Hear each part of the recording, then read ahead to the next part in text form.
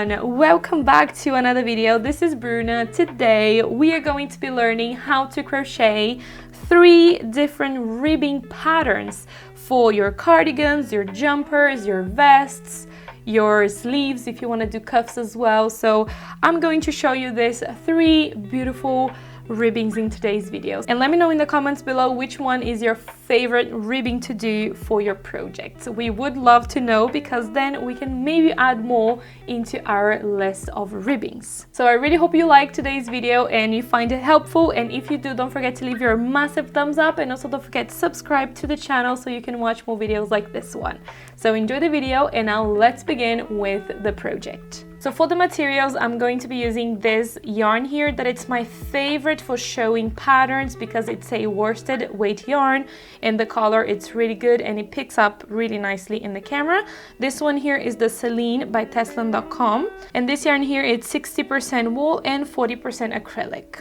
With this yarn, I'm using a 5.5 millimeters hook and also a small pair of scissors so that I can just fasten off to move to the next pattern. So these are the 3 that we are going to be learning in today's video.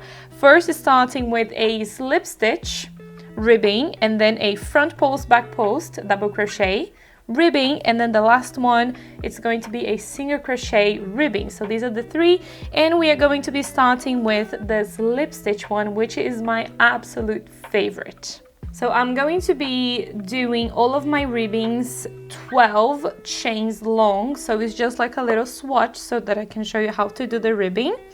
So first we are going to be starting with a slip knot, and then you can chain as many chains you need to create the ribbing that you want, the length of your ribbing. I'm going to be doing 12 chains. This is also usually the sizing that I do. So once you have your chain completed, here I have a chain of 12, as I've mentioned, and we are going to be first creating the slip stitch ribbing. So I'm going to be skipping this very first chain, and we are gonna go into the next one, go through that stitch, pull up a loop, and you're going to slide into the first one. So this is a slip stitch. Go into the next one, slip stitch, and then slip stitching all the way down the chain, and you should have 11 slip stitches in total. So we are not counting the chain one at the beginning that we left right at the beginning.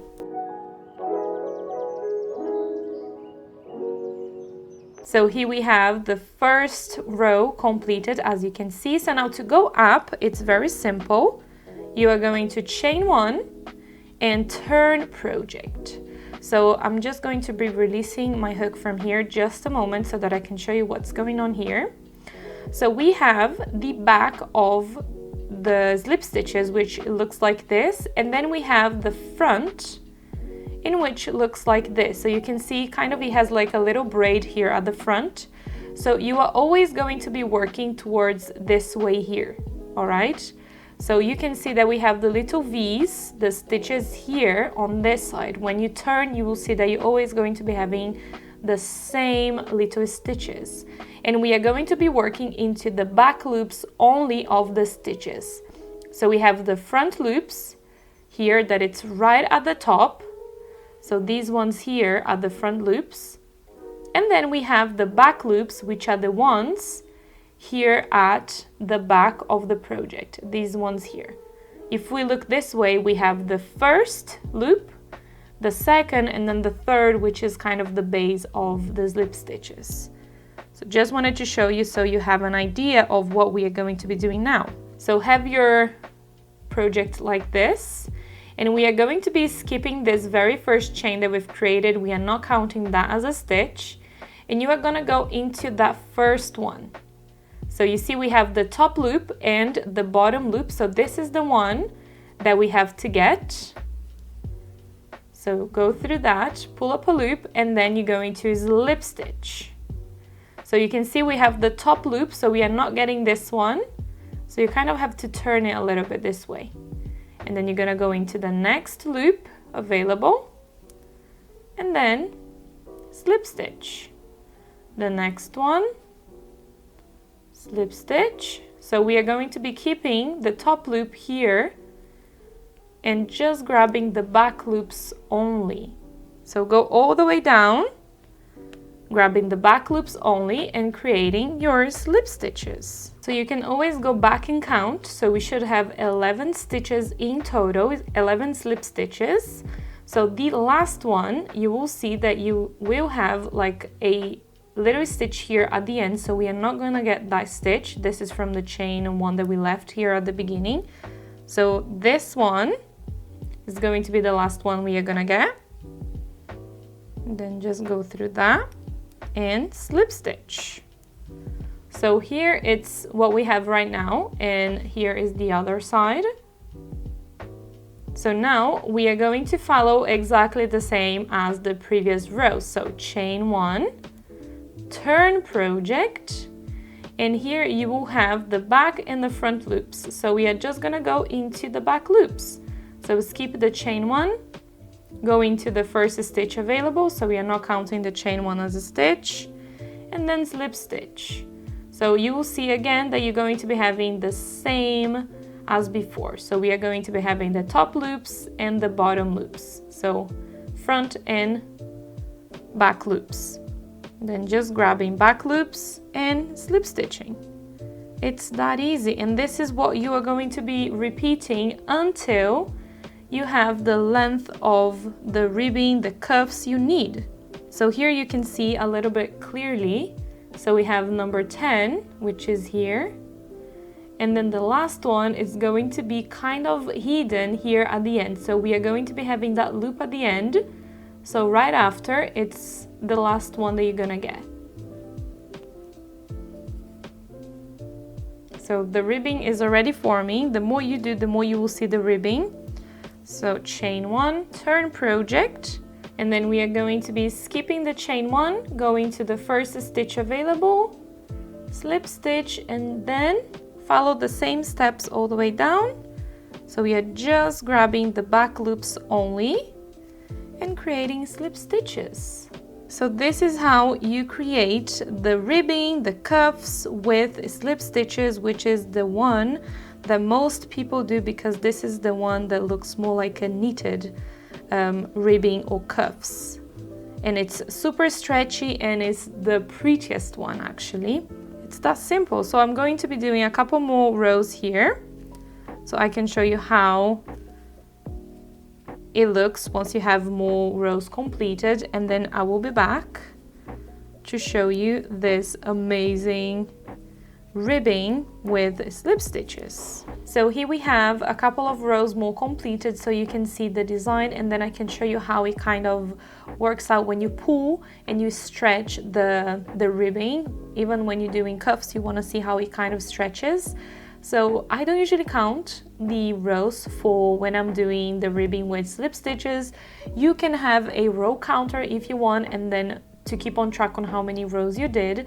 But if I do need to count how many rows I've done, I leave my yarn here at the bottom on the left side of my project, and then I count this first one as one, and then I count the little rows with the braids going across. So here, for example, I would have 1, 2, 3, 4, 5, 6, 7, and then 8 with the one at the top. So I would keep on track like this, for example. So when you stretch, as you can see, it goes back to its normal position, which is incredible for cuffs.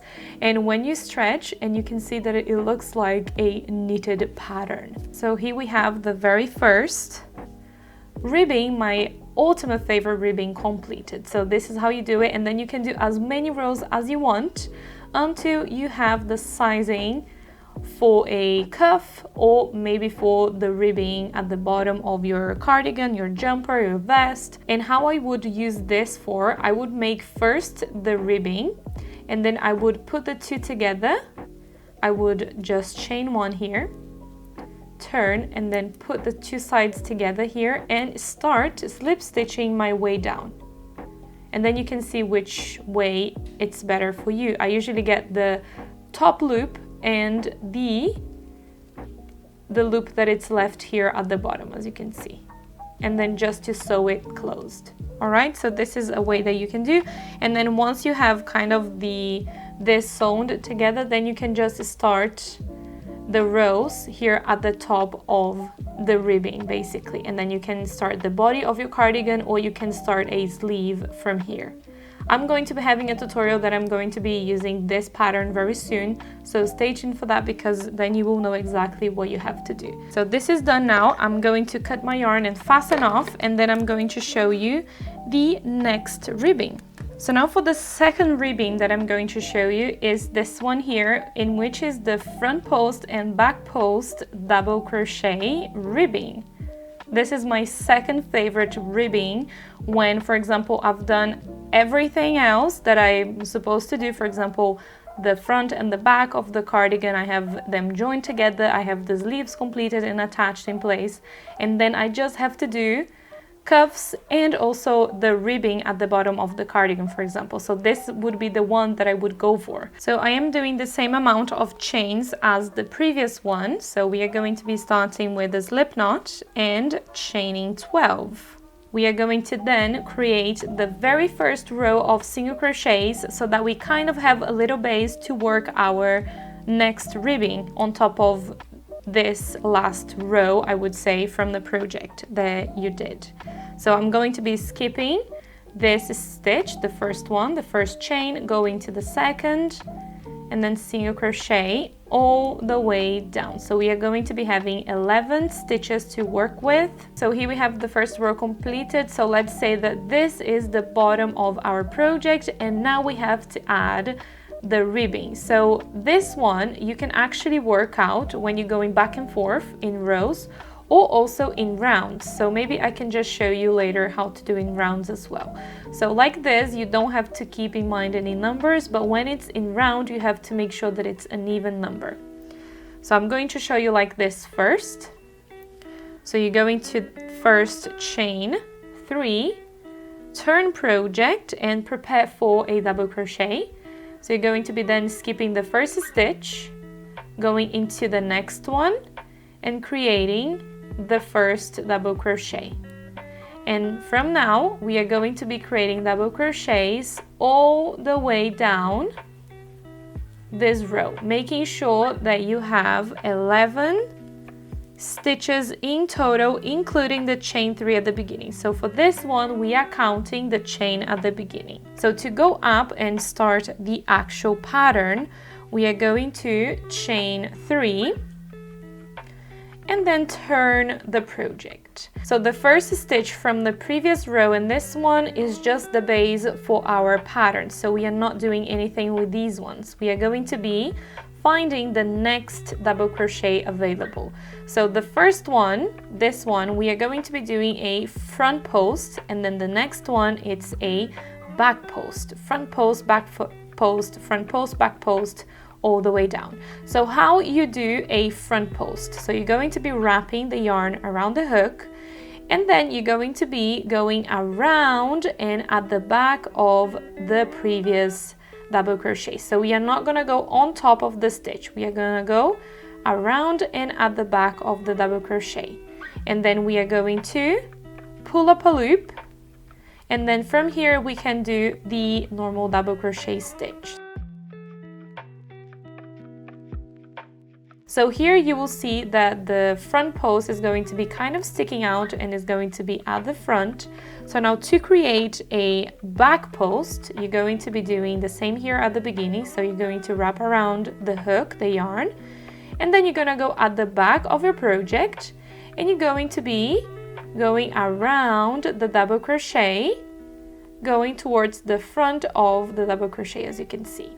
I'm going to be doing it here. So you're going to be inserting in between the stitch, and then you're gonna go to the other little space and just push your hook through, going at the front of the double crochet. And then here, once you have that going on, you're going to then pull up a loop, and then you're going to be creating the double crochet going around and at the back of that double crochet. So this one, it's the back post double crochet. It is a little bit confusing if you've never done this before, but trust me, it's super easy to do. So now we are going to be doing the front post double crochet again.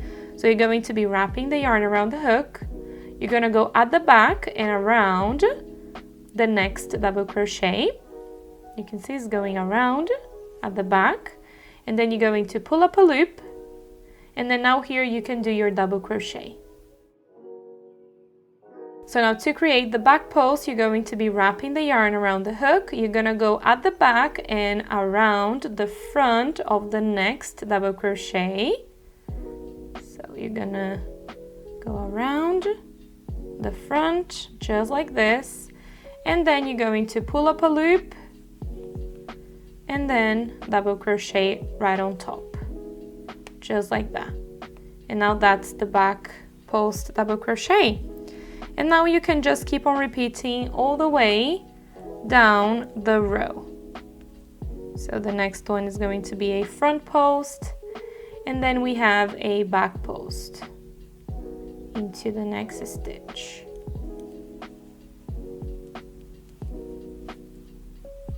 And then the last one is going to be a front post, and then we are going to be having that last chain 3. And then when you get towards the end, you're still gonna have the chain 3. So you're going to be just going around the chain 3 and just create a double crochet going around, just like that. So we are not using any stitch of the chain, just going around. And now to go up, it's super easy because now we have the posts already completed. So we have the front posts and the back posts completed. So for the next row is going to be so much easier. So we are going to then chain 3, turn project, and we are going to see what we already have into the previous row. So the next stitch, as you can see, it's not here at the front, so that means that we are going to be doing a back post. So you're going to be wrapping the yarn around the hook. You're going to go at the back of the project, and then you're going to go around that double crochet, as you can see. So it's going around towards the front, and you're going to be creating a double crochet. And then the next one, it's a front post. So you're going to go around the back of that double crochet, and then you're going to be creating a double crochet on top into that front post double crochet. And then the next one is going to be at the back, so you're going to go around towards the front of that stitch, and then you're going to be creating a double crochet.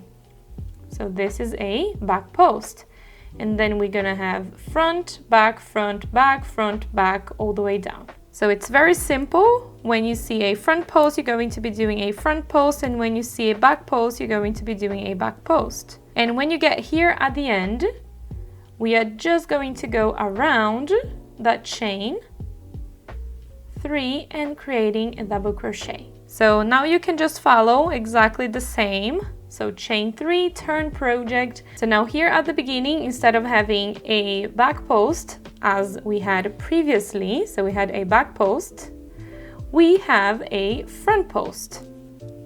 So we are going to go around the back of this next stitch. Because it's a front post, we are going to be doing a front post. So the next one, it's a back post, so we are going to be doing a back post, and that's it. That's the only thing you have to do to create this beautiful ribbed effect for our next ribbing pattern. So I'm going to be stopping mine right here.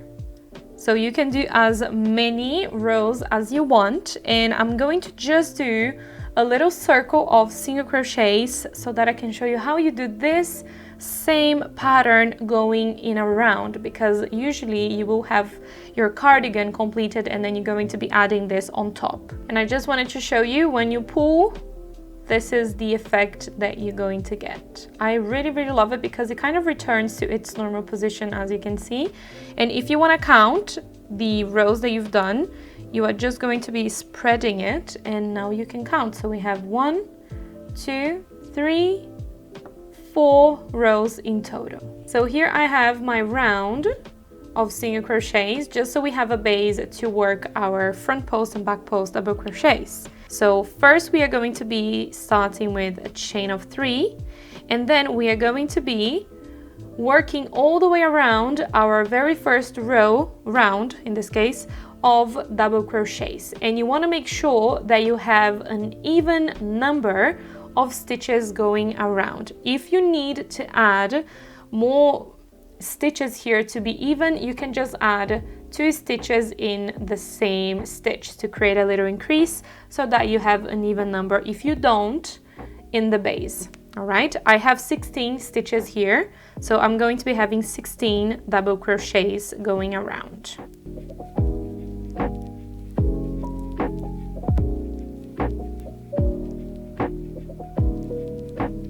So once you've done the last double crochet, we are going to be counting the chain 3 as a stitch. So just go right into the chain 3. So 1, 2, 3.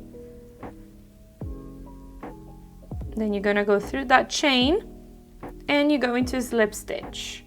And now we can start the pattern. So we are going to do a chain of 3. And we are going to be working towards the left side and going around and around and around. So from here, it's basically following exactly what we've done when we did the rows. So the next one, it's going to be a front post, double crochet. And then the following double crochet stitch is going to be a back post. So just follow exactly the same. The next one is going to be front, and the following one is going to be a back post. And just do the same all the way around. So I'm going to meet you right at the end so that I can show you how you join the beginning to the end. So when you get here at the end, you should have 1 stitch left, 1 double crochet stitch left. So the previous one I did was a back post. So this last one is going to be a front post.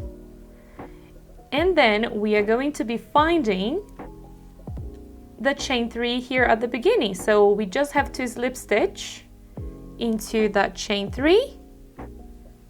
And that's it. And this one is going to be as if would be a back post. So now you can just follow exactly the same. So we are going to chain 3. When you see a front post, you're going to be doing a front post. And when you see a back post, you're going to be doing a back post. And then just repeat the same all the way down. When you get at the end, you will have your last front post double crochet to do. And then join with a slip stitch to the chain 3 at the beginning. And then from here you can just start a new round if you want and do as many as you wish. So it's a super beautiful ribbing for the bottom of cardigans and also for cuffs.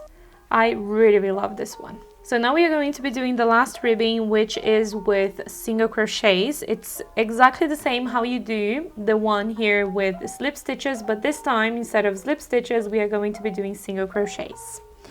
So I'm going to create a slip knot and I'm going to be chaining 12, exactly the same as the one with the slip stitches. I'm going to then create my very first row of single crochets. So skip the very first one and then go into the next one and single crochet and then single crochet all the way down. So here we have the first row. And now to go up, you're going to chain 1, turn project, and you are again exactly the same as we did the slip stitches. We are going to be using the back loops of the stitches. So this one it's way easier to see because this is the back and this is the front, and you can clearly see the stitches here at the top of the row. So you're going to be skipping the chain 1 at the beginning, so we are not counting the chain 1. You're gonna go into the first stitch, back loop only, and then here is going to be the first single crochet. Next stitch, back loop only, single crochet, next stitch, back loop only, single crochet, and repeat the same all the way down, making sure that you have 11 stitches. So we are always going to be having 11 stitches until you have the sizing that you need. And then the last one is going to be into the stitch and not into that loop right at the end. So we are not counting that as a stitch. This one is going to be the last one. So here we have the second row completed. So now to go up, you're going to be following the same as the previous row.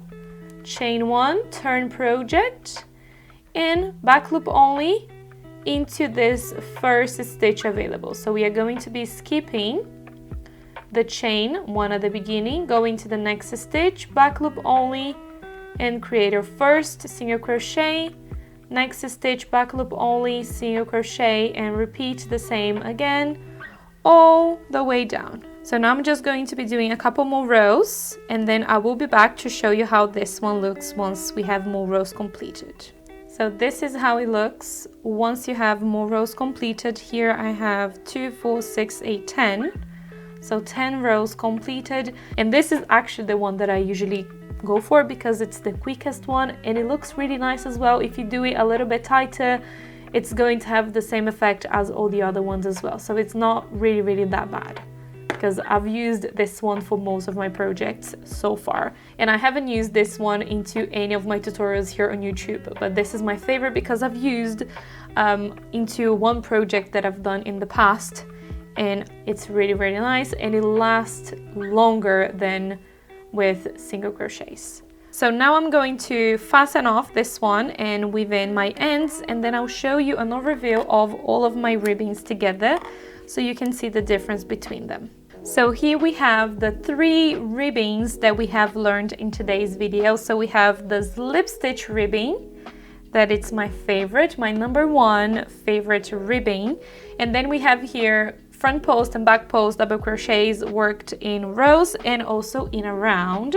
So you know both of them for this one because this is the most used ribbing for projects. And then I have my 3rd favorite, so this is the 2nd favorite. The 3rd favorite, which is the one that I use the most because it's the quickest one, we have the ribbing with single crochets. So let me know in the comments which one was your favorite to learn and which one is your favorite. When I look at it, my favorite one is this one because the design is so pretty and it looks like 3D when I look at it. But my favorite one when I'm actually wearing something made out of crochet, it's this one. This is my favorite because it's super stretchy, and when you stretch it out, it returns to its actual pattern position, I would say. So this one doesn't lose the stretch that it has. This one does lose a little bit, but it takes a while to do so because most of my projects I use this one and I never had a problem with this one. I would say that I use this two the most, but I am planning on making more projects using this one. That's why I wanted to share the ribbings, these 3 that I'm going to be using for my next couple of tutorials, because then you can just go back to this video if you don't know how to make them. These 2 here, I usually make them before I start my project. So I make the ribbing or the cuffs, for example, and then I just sew them close by joining the 2 sides, and then I just work on top, and then I create whatever I'm creating. If I'm creating a vest, if I'm creating a cardigan, a jumper, or even sleeves. So I usually create this first and then the actual project on top for this 2. This one, I usually make it afterwards when everything is completed. That's why I wanted to show you how to do this one in a round, because this is actually how I do mine for this pattern here. But then also for these 2, you can actually just create them and then sew the cuffs or the ribbing afterwards, because I've done that for my Harry Styles cardigan and I've used this one actually. And what I did, I've created everything, all the cardigan, and then I've added the ribbings at the end and also the cuffs at the end. So I've created as many rows as I needed for the cuffs that I wanted or the ribbing that I wanted, and then I've just sewn into the actual project. So you can do that as well. So the possibilities are endless. I'm going to leave a couple of tutorials that I have using these 2 here, the back post and front post and the single crochet ribbing, in the description, so feel free to check those videos out if you want to see these 2 stitches here in action, in an actual project. So yeah, I really hope you guys have enjoyed and learned something in today's video. And if you did, don't forget to leave your massive thumbs up, and also don't forget to subscribe to my channel so you can watch more videos like this one. So thank you so much for watching and sticking out until the end, and I'll see you all into my next tutorial next week. Bye bye!